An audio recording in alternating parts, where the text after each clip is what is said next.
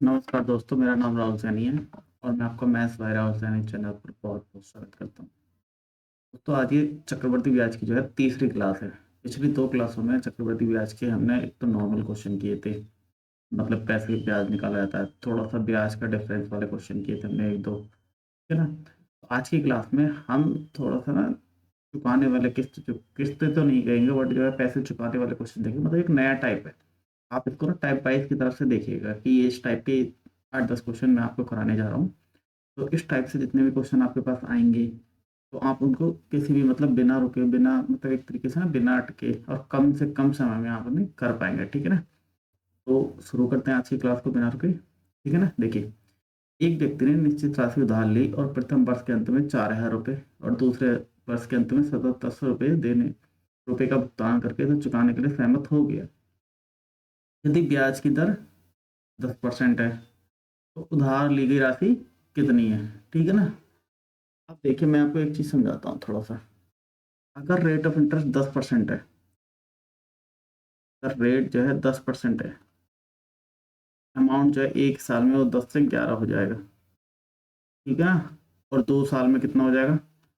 10 का स्क्वायर से 11 का स्क्वायर और 3 साल में ये पहले और दूसरे साल का रेशियो है, ये दूसरे और वो पहले और सॉरी, ये 1 साल का ब्याज है, ये 2 साल का क्या कहते हैं मूलधन और मिश्रधन का रेशियो है। 2 साल बाद इतना हो जाएगा, 1 साल बाद इतना हो जाएगा और 3 साल बाद कितना हो जाएगा? 10 की क्यूब और 11 की क्यूब। ये 3 साल बाद इतना मिश्रधन हो जाएगा, ठीक है ना? ये पहले साल का है, ये 2 साल बाद के लिए है और ये 3 साल बाद के लिए, ठीक है? इतनी बात आपको समझ में आ गई? तो रेट ऑफ 10% में राशि क्या होगी? 10 से 11 हो जाएगी। तो हमने माना कोई अमाउंट P था, ठीक है ना? P इस व्यक्ति ने उधार ली और पहले वर्ष के अंत में उन्होंने कितने दे दिया? 4000, ठीक है ना? माइनस 4000 और दूसरे वर्ष के अंत में यहाँ पे कोई एक अमाउंट बचा X, तो यहाँ पे उन्होंने कितना दे दिया? ₹7700, सॉरी, पहले वर्ष के अंत में उन्होंने 4000 दे दिया यहाँ पे और दूसरे वर्ष के अंत में उन्होंने ₹7700 दे दिया और इसका अमाउंट सेटलमेंट के लिए वो तैयार हो गया, ठीक है ना? अच्छा एक बात बताइए, यहाँ पे कोई एक अमाउंट रहा होगा X की जगह, ठीक है? तो वो ये क्या था? पहला वर्ष और ये दूसरा वर्ष ही तो बनना है, एक तरीके से देखा जाए 1 साल का जो अंतर है, तो यहाँ पे इन दोनों का रेशियो 10 और 11 का रेशियो तो आएगा, ठीक है ना? अगर 11 की वैल्यू 77 है, तो 11 सत्ते 77, 1 की वैल्यू 700, 10 की वैल्यू कितनी आ जाएगी? 700 से 7000, ठीक है? तो यहाँ पे 7000, 4000 देने के बाद जो अमाउंट बचा होगा एक्स की वैल्यू कितनी आई होगी? 7000, ठीक है? एक तरीके से तो टोटल अमाउंट कितना होगा? 7 और 4 11,000, यहाँ पे 11,000 होगा, ठीक है ना? यहाँ पे कितना होगा? 11,000, लेकिन यहाँ पे भी वो 10 और 11 का रेशियो निकलेगा, 10, 11, तो 11 की वैल्यू कितनी है? 11,000, तो 10 की वैल्यू कितनी आ गई? 10,000, तो स्टार्टिंग में अमाउंट कितना रहा होगा? 10,000, तो इसका आंसर हो गया डी। देखिए मैं एक बार फिर से समझाता हूँ इस क्वेश्चन को, क्योंकि ये चीज़ अब बार-बार आएगी, तो मैं उतना डिटेल में नहीं समझाऊँगा, उसको डायरेक्ट क्वेश्चन करूँगा, ठीक है? ऐसा समझिए, रेट ऑफ इंटरेस्ट अगर 10% है, ठीक है ना? तो जो 1 साल में अगर कोई अमाउंट 10, रेट ऑफ इंटरेस्ट 10% होने का मतलब है 1 साल में कोई अमाउंट 10 था, तो वो 11 हो जाएगा, ठीक है ना?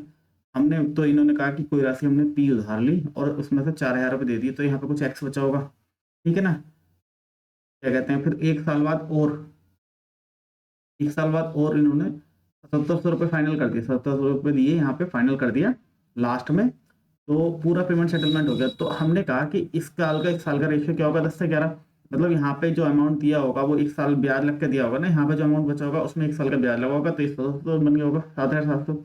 हमने माना 11 की वैल्यू 7,700 क्योंकि 10 से 11 हो रही है, तो 10 की वैल्यू कितनी आ गई? 7,000, 7,000 आ गई, लेकिन उसमें से 4,000 वो पहले ही दे चुका था, तो 7 और 4 एक्चुअल में अमाउंट यहाँ पे कितना रहा होगा? 11,000, तो 11,000 यहाँ पे है, 1 साल बाद है, तो उससे पहले कितना रहा होगा फिर? 10 और 11 के रेशो से 10,000, ठीक है ना? तो ये हमारा आंसर हो गया। ठीक है, सेकंड क्वेश्चन देखते हैं और समझ में आ जाएगा। देखिए, एक व्यक्ति ने 3 वर्ष के लिए 10% प्रति वर्ष की दर से 30,800 रुपए की राशि उधार ली। वार्षिक ब्याज चक्रवृद्धि होता है, तो 2 वर्ष के अंत में उसने 13,267 की राशि का भुगतान किया। तो तीसरे वर्ष में उसे कर्ज चुकाने के लिए x रुपए का भुगतान किया, तो x क्या है? अब तीसरे वर्ष का अमाउंट निकालना है कि हमने उन्हें कितना भुगतान किया। देखिए, रेट ऑफ इंटरेस्ट कितना है 10%, ठीक है ना। तो 2 साल में कितना हो जाएगा, जैसे 2 साल बाद भुगतान किया ना, तो 2 साल में अमाउंट जो है 10 का स्क्वायर से 11 का स्क्वायर यानी 100 से 121 हो जाएगा, करेक्ट है। तो 100 की वैल्यू कितनी है 30,800, इतना ही अमाउंट तो उधार लिया था, तो हमें 121 की निकालनी है। 121 की वैल्यू कितनी आएगी, यहाँ से एक की वैल्यू कितनी आएगी 308, 121 की वैल्यू कितनी आएगी 121 गुणा 308, तो ये कितनी आ गई 100 800 21 20 160 168, यानी 968 का 8 हासिल लगे, 96 0 से 96 का 6 हासिल लगे, 9 1 से 363 और 9 363 9 372 ₹37,268 अमाउंट आ गया, ठीक है ना। 1 साल बाद ऐसे कोई अमाउंट 30,899 उधार लिया, ये इतना होना था 37,268 2 साल बाद, ठीक है ना। लेकिन इसमें से इन्होंने कितना अमाउंट दे दिया 2 साल बाद 13,268, बचा कितना 7 में से 3 गया 4, 0 0 0 24,000 कुछ बचेगा।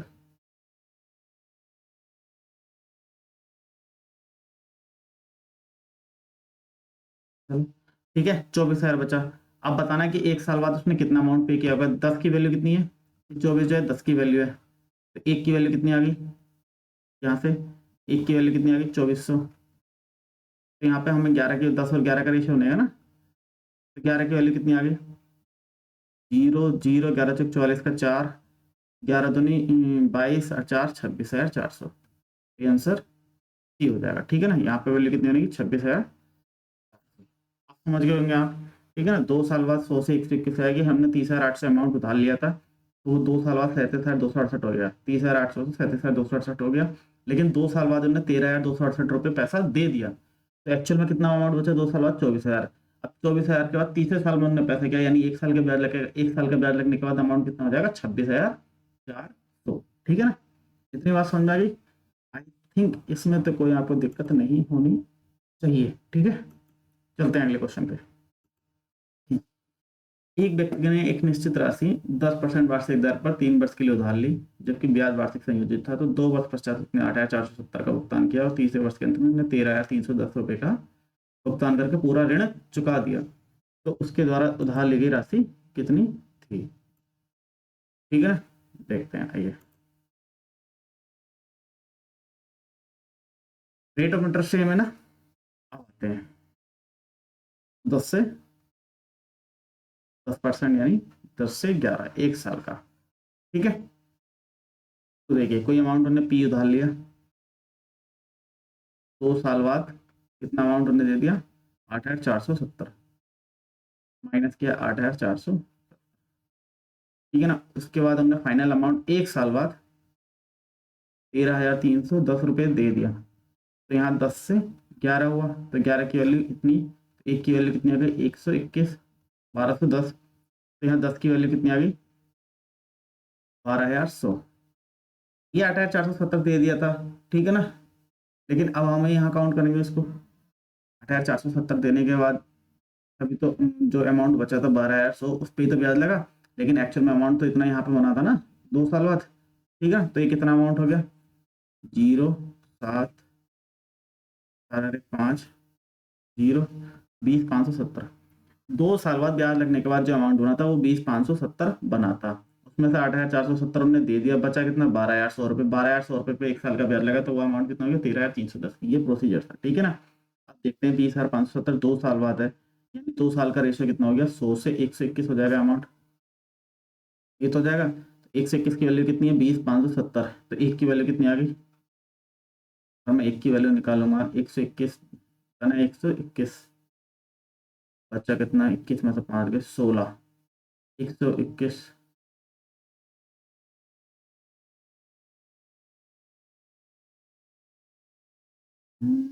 एक सौ, अरे यार घटा दो डायरेक्ट, मेरे को सौ भी निकाल लिया ना 121 ही का ना 21, बचा कितना 79 5, 84 847 121 70 कितनी बार गया 170 बार। तो 100 की वैल्यू कितनी आ गई 170 गुणा 100 बराबर कितना आ गया 17। ठीक है समझ में आ गया ये वाला टाइप। अब इसमें कोई दिक्कत तो नहीं होगी। और देखते हैं फिर क्या क्या क्वेश्चन कर सकते हैं। देखिए दो धनराशियों का अनुपात 5:7 है। यदि वे चक्रवृद्धि ब्याज की दर से क्रमशः 4 वर्ष और 3 वर्ष के लिए उधार देते हैं तब दो बराबर धनराशि प्राप्त करते हैं तो वार्षिक ब्याज की दर क्या होगी। देखिए बहुत ही अच्छा क्वेश्चन है। कैसे करेंगे इसे सोच के बताइए। पहले इस केस में ना जैसे ये 4 वर्ष और 3 वर्ष ये जितना भी कुछ होता है हम इस केस में हम करेंगे हमेशा टाइम पीरियड पहले बराबर। टाइम पीरियड बराबर करने के बाद लास्ट में अमाउंट अपने आप इक्वल आ जाएगा। ठीक है ना। तो देखते हैं क्या कर सकते हैं।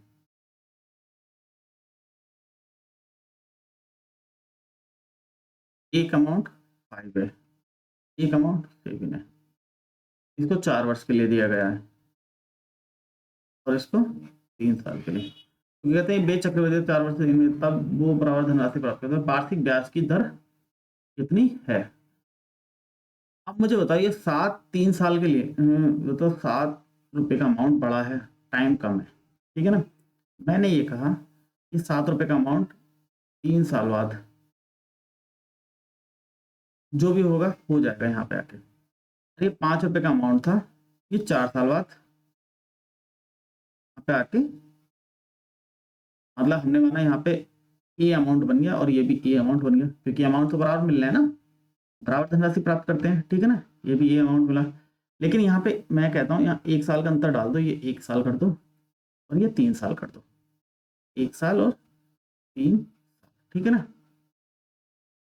तो मुझे आप एक बात बताओ 1 साल और 3 साल जब हमने कर दिया इस चीज को तो आप मुझे एक बात बताओ ये अमाउंट कैसे बराबर होगा 3 साल का। अगर ये राशि 5 से 7 यहाँ पे बन जाए तभी तो 7 यहाँ पे भी 7 रुपये के 7 रुपये पर 3 साल का ब्याज लगेगा तो ये अमाउंट मिल जाएगा। यहाँ पे भी 7 रुपये पर 3 साल के ब्याज। तो ये 1 साल में 5 से 7 बन गई। उसके बाद क्या कहते हैं अमाउंट प्रिंसिपल भी बराबर हो गया टाइम भी बराबर हो गया अमाउंट भी बराबर आ गया तीनों चीजें बराबर हो जाएंगी। तो यानी ये राशि जो है जो अमाउंट 5 रुपये का था वो 1 साल में 7 रुपये हो गया। कहने का मतलब ये है तो उसी पे हम रेट ऑफ इंटरेस्ट निकाल देंगे। कोई अमाउंट अगर 5 से 7 हो जाता है 1 साल में ठीक है ना तो क्या कहते हैं रेट ऑफ इंटरेस्ट कितना आएगा। तो इंटरेस्ट कितना आया 2 रुपये का इंटरेस्ट मिला 1 साल में। तो रेट कितना आ गया 2/5 गुणा 2 बराबर 40%। ठीक है ना। क्योंकि हमें अमाउंट इक्वल करना होता है। ठीक है ना। टाइम और अमाउंट दोनों इक्वल करने होते हैं जो बड़ा अमाउंट होता है उसको। ठीक है। देखो एक क्वेश्चन और देखो आपको समझ में आ जाएगा। दो राशियों का अनुपात 25:36 है। वे चक्रवृद्धि ब्याज की दर से 14 वर्ष और 12 वर्ष के लिए उधार लेते हैं दो बराबर धनराशि प्राप्त करते हैं तो वार्षिक ब्याज की दर तो कैसे करेंगे। ये 25 रुपये का अमाउंट है मान लो 14 साल के लिए ये अमाउंट प्राप्त होगा। ये 36 रुपये का अमाउंट है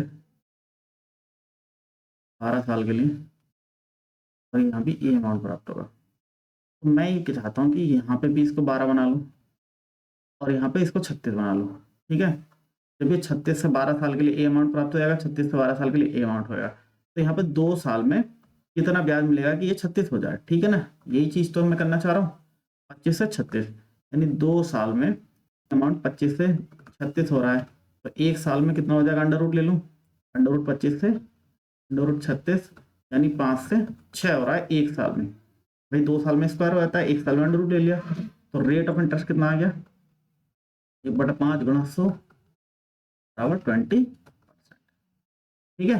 अब तो नहीं होनी चाहिए क्योंकि हम अमाउंट को बराबर करते हैं कि 25 से 2 साल में कितना 36 कैसे हो जाएगा क्योंकि फिर तो यहाँ भी 36 है यहाँ भी 36 है यहाँ भी टाइम 12 साल है यहाँ भी टाइम 12 साल है तो अमाउंट अपने आप इक्वल हो जाएगा। ठीक है। इतनी बात आगे समझ आनी भी चाहिए। ठीक है अगला क्वेश्चन। अमित 8,000 रुपये की राशि 10% वार्षिक चक्रवृद्धि ब्याज की दर पर 4 वर्ष के लिए उधार लेता है और पहले वर्ष के अंत में 2800 रुपये दूसरे वर्ष के अंत में 2600 रुपये का भुगतान करता है। 4 वर्ष बाद ऋण चुकाने के लिए उसे कोई अमाउंट का भुगतान करना पड़ेगा जब किस अमाउंट का भुगतान करना पड़ेगा। देखिए 8,000 रुपये गृहस्थी चक्रवृद्धि ब्याज के 4 वर्ष के लिए उधार लेता, पहले वर्ष के अंत में 2800, दूसरे के अंत में 2600। चलिए देखते हैं, कुछ नहीं है। 8,000 का अमाउंट था, एक साल में 10% के हिसाब से 8,800 हो गया। वैसे हमने कितना पैसा दे दिया, 600, बचा कितना, 6,000, फिर 10% लगा, 6600 हो गया, ठीक है ना। अब यहाँ से हमने कितना दे दिया, 2600, अमाउंट कितना बचा, 4,000, ठीक है ना। अभी 2 साल बाद का तो अमाउंट 4,000 बच गया। अब वो कह रहा है 4 वर्ष बाद ऋण चुकाने के लिए कितना पैसा देना पड़ेगा, लेकिन ये अमाउंट कितना है, 2 साल का, तो 4 साल का यानी अगले 2 साल और बचे ना, तो 2 साल बाद ये अमाउंट 100 से 121 होना चाहिए, 10 से 11 में, तो 100 की वैल्यू कितनी है, 4,000, 121, 1 की वैल्यू कितनी है, 40, तो 121 की वैल्यू 121 गुणा 40, 121 चौके 800। ये क्या हुआ भाई, हाँ 10 में 4 वर्ष है,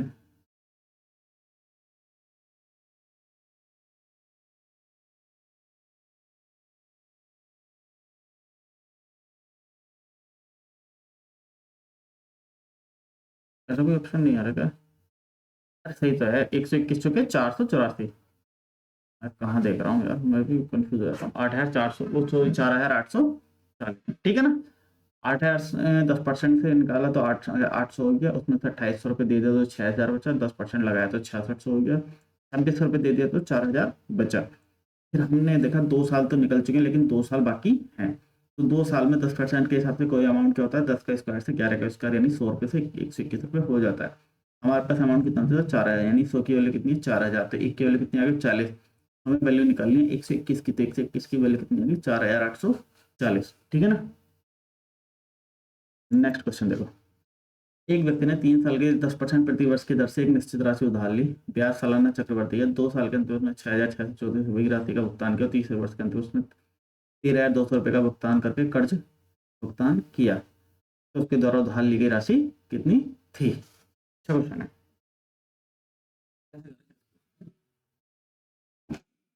देखिए कैसे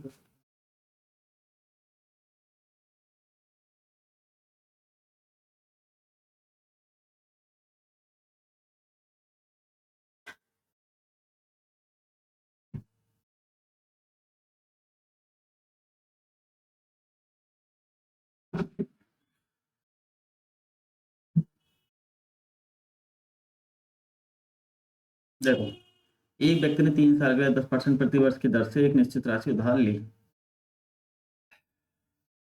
तो अमाउंट में पी उधार लिया, ठीक है ना।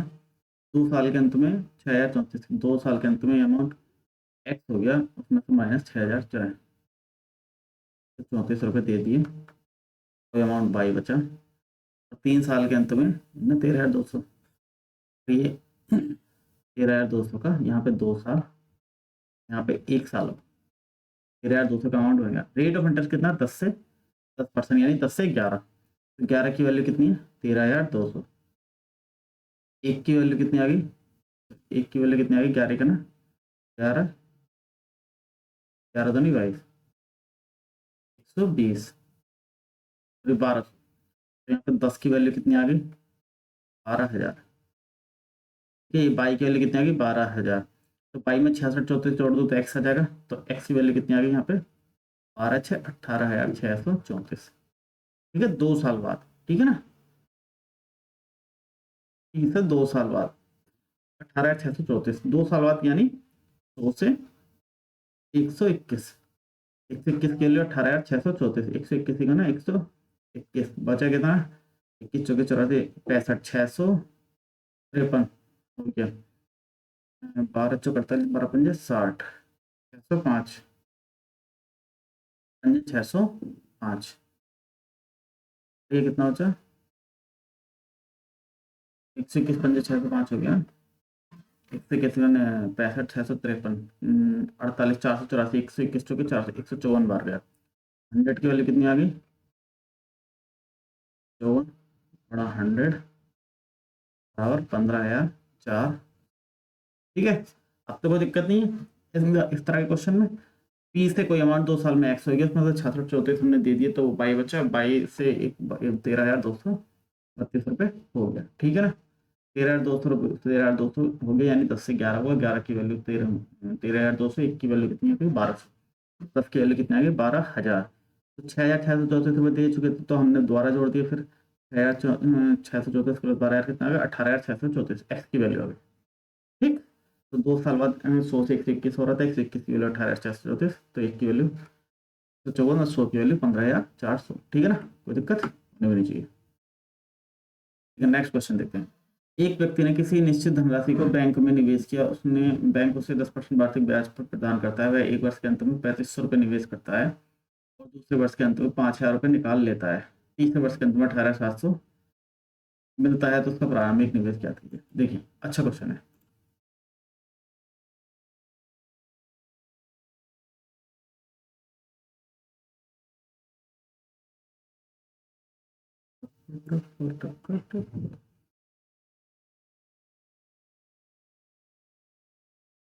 देखिए, कोई अमाउंट पी निवेश किया, उसमें 10% वार्षिक ब्याज की दर से प्रदान करता है, वह एक वर्ष के अंत में 3,500 रुपये निवेश करता है।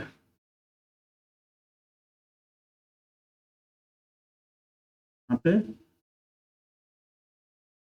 प्लस 3,500 हो गया, लिख दीजिए ना, और दूसरे वर्ष के अंत में 5,000 माइनस कर लेता है, -5,000। कोई अमाउंट आएगा यहाँ पे, कोई अमाउंट आएगा। ठीक ना, और तीसरे वर्ष के अंत में जो है 18,700, तब 18,700 रुपये मिलते हैं। ठीक है ना, यहाँ से कितने मिलते हैं, 18,700। ठीक है, अमाउंट वो रेट ऑफ इंटरेस्ट कितना, 10%, यानी 11 की वैल्यू कितनी है, 18,700, तो 1 की वैल्यू कितनी है, 700, तो 17,000। तो यहाँ पे 1 की वैल्यू कितनी है, 1,700। 10 की वैल्यू कितनी आ गई, यहाँ पे जो अमाउंट आया वो कितना आ गया, 17,000। ठीक है ना, इसमें से 5,000 निकाल लेते, तो एक्चुअल में अमाउंट ये कितना बन गया, एक तरीके से देखा जाए तो 22,000। तो 5,000 हम नहीं निकालते तो ये 22,000 बनता, तो 22,000 कितने की वैल्यू है, 11 की वैल्यू, तो 10 की वैल्यू कितनी आ गई, 20,000।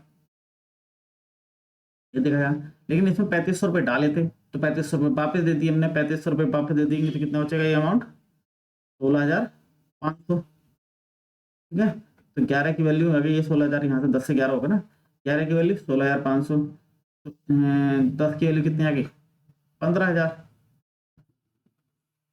ठीक है, तो ये हमारा आंसर हो गया डी, 15,000। देखिए, कोई अमाउंट पी था, वो पी से मतलब 1 साल बाद लग के 15,000, क्या कहते हैं, 1 साल बाद कुछ हो गया, उसमें 3,500 रुपये और डाले, उसके बाद 1 साल और ब्याज लगा, तो यहाँ पे कुछ और अमाउंट हो गया, फिर वहां से 5,000 निकाले, फिर कुछ अमाउंट बचा और 18,700 हो गया। 18,700 11 की वैल्यू थी, यहाँ से 10 से 11 हुआ, तो 10 की वैल्यू 17,000। यहाँ से 5,000 निकाले थे हमने, वापस डाल दिया, 17,500 22,000 हो गया। 22,000 ये यहाँ से 10 से 11 हुआ था ना, तो 11 की वैल्यू 22,000 थी, फिर 10 निकाला तो 20,000 आ गया, लेकिन यहाँ हमने 3,500 डाले थे एक्स्ट्रा, यहाँ पे तो 3,500 रुपये इन्वेस्ट किए थे, वो इन्वेस्टमेंट वापस दे दिया। 3,500 रुपये जब वापस दे दिया, तो यहाँ पे अमाउंट कितना हो 16,500, तो यहाँ 10 से 11 हुए थे, तो 11 की वैल्यू 16,500 थी, 10 की वैल्यू 15,000। सीक्वेंस वाइज चल रही है सारी चीज, सीक्वेंस वाइज। ठीक है ना, कंफ्यूजन नहीं होनी चाहिए। देखिए नेक्स्ट, चक्रवृद्धि ब्याज में 5%, 50% की वृद्धि होती है, तो कोई व्यक्ति 3 अलग अलग राशियों एक्स वाई जेड को क्रम से 10, 15 और 20 साल के लिए प्रमुख को उधार देता है, तो अवधि पूरी होने पर समान राशि प्राप्त होती है, एक्स वाई जेड का अनुपात क्या है। बहुत प्यारा क्वेश्चन है, कैसे करेंगे इसे, वो ये वाला कैसे करेंगे। 5 साल में कोई राशि 2 से 3 हो जाती है 5 साल में। ठीक है ना, तो 10 साल में क्या कहते हैं, 4 से 9 कितने टाइम हो जाएगी, 10 साल में टाइम डबल हो गया, तो 2 का स्क्वायर, 3 का स्क्वायर। ठीक है ना, 10 साल तक क्योंकि निकाला तो मैक्सिमम था 10 और 20 के बीच में 10 का है ना। चलो, अब देखते हैं, एक्स वाई जेड, 5 5 के 5 5 टाइम बर्थ के हिसाब से याद लगेगा ना। ठीक है ना, 5% कितनी, एक्स को 10% के हिसाब से, सॉरी एक्स को 10 साल के लिए। ठीक है ना, यहाँ 10 साल बाद ए बन जाएगी, ये 15 साल बाद ए बन जाएगी और ये 20 साल बाद। टु, टु, टु, टु, टु, टु, टु।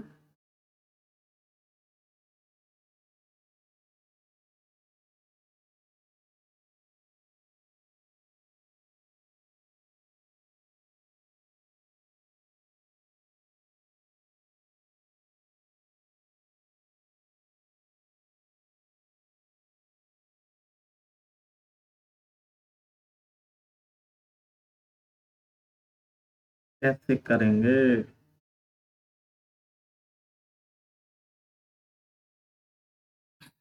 2 से 3, 4 से 6।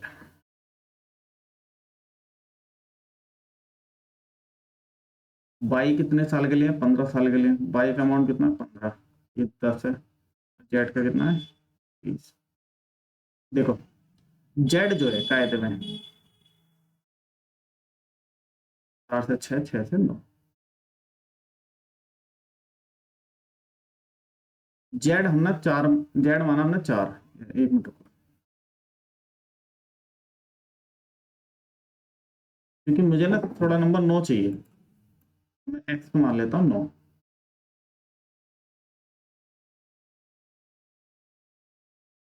देखो, एक्स 9 है। 10 साल बाद कोई एक अमाउंट बन जाएगा ए। ठीक है ना? वाई को हमें यहाँ पे 9 बनाना है। कितने साल बाद? 5 साल बाद। तभी तो ये 10 साल बाद ए बनेगा। ठीक है ना? तो यहाँ पे बाई 5 साल बाद। ठीक है ना? बाई 15 साल के लिए 5 साल बाद 9 कैसे बन जाएगा? देखो, 5 साल बाद 3 की वैल्यू 9 है, तो 2 की वैल्यू कितनी आ गई? 3 3 9। 3 की वैल्यू 9 है, तो 2 की वैल्यू आ जाएगी, यानी बाई कितना हो गया? 6। ठीक है ना? जेड को भी 9 लेना है हमें। अब वो 10 साल बाद ये बन जाएगा। तो लेकिन वो 10 साल पहले क्या था, क्योंकि जेड 20 साल के लिए है। 10 साल पहले क्या कहते हैं, जेड का कैसे बनेगा? 4 से 9 हो रहा है 10 साल में। 8 से 9 हो गया। ठीक है ना? यानी देखो, हमने माना एक्स को 9 मान लिया, वो 10 साल बाद जो अमाउंट बनेगा बनेगा। हमने माना बाई को 6 माना। 6 क्यों माना? क्योंकि 5 साल बाद वो 6 से 9 बनने वाला है। हमें ये देखना है कि 5 साल बाद 9 कैसे बन सकता है वो, यानी 6 से 9 बन जाएगा, क्योंकि हमने यहाँ निकाला 2 से 3 बनना है। 3 की वैल्यू 9 है, तो 2 की वैल्यू कितनी आ गई? 6। तो बाई कितना आ गया? तो एक्स बराबर कितना आ गया? 9। वाई बराबर कितना आ गया? 6। और जेड को हमने क्या माना? जैसे जेड को हमें 9 बनाना है 10 साल बाद, क्योंकि 20 साल का अंतर है ना। तो 10 साल बाद सेम अमाउंट बनाना है, ये 9 9 9। तो 10 साल पहले क्या रहा होगा? 4, क्योंकि यहाँ पे हमने देखा है कि 10 साल बाद 4 से 9 बन रहा है। तो जेड कितना आ गया? 4। तो एक्स वाई जेड के क्या कहते हैं? 9 6 4, आंसर हो गया बी। ठीक है ना? सुभाष ने इस शर्त पर एक फ्रिज खरीदा कि उससे पहले साल के अंत में 1,020, और दूसरे साल के अंत में 1,003, तीसरे साल के अंत में 990 रुपये का भुगतान करने के बाद 1500 रुपये का भुगतान करना होगा। ब्याज 10% वार्षिक चरण, तो एप्लीकेशन का भुगतान मूल्य क्या है? देखिए, अच्छा क्वेश्चन है, देखते हैं कैसे कर सकते हैं। कोई अमाउंट पी या रेफ्रिजरेटर का उसने माइनस 1500 रुपये हैंड टू हैंड कर दिए। कोई अमाउंट यहाँ पे एक बचा, एक्स मान लो। ठीक है? पहले साल के अंत में -1020, फिर दूसरे साल के अंत में -1003, और लास्ट में 990 रुपये। रेट ऑफ इंटरेस्ट 10% है, यानी ये 11 की वैल्यू है, तो 11 की वैल्यू 990, 10 की वैल्यू 900, 11 होगा ना अमाउंट। तो 900 में 1003 जोड़ दिए, माइनस कर रहे थे ना, यहाँ पे 1003 जमा कर दिए, तो यहाँ पे एक्चुअल अमाउंट क्या बना होगा? 900 प्लस 1003, 1993। यही अमाउंट तो बना होगा। तो ये 11 की वैल्यू कितनी आ गई? फिर 10 से 11 होगा अमाउंट 1993। ठीक है ना? जैसे 11 की वैल्यू 1993, तो एक की वैल्यू 11 का 11, 11 अट्ठे 88। नहीं, 1993 क्यों बना होगा? 1903 बनेगा ना, अमाउंट बनेगा 1903। 11 कने 11, 11 सत्ते 77, 11 की 33, 10 की वैल्यू कितनी आ गई 1730। ठीक है,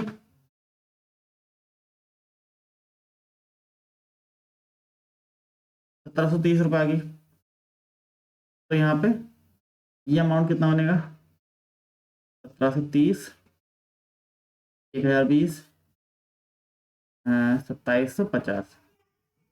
तो 11 की वैल्यू कितनी है 2250। 10 की वैल्यू कितनी आ गई 11 दूनी 22, 11 अपने 250, मतलब 2500 रुपये। तो यहाँ 2500 रुपये का अमाउंट यहाँ बन रहा था, और 1500 रुपये देने के बाद तो पी कितना आया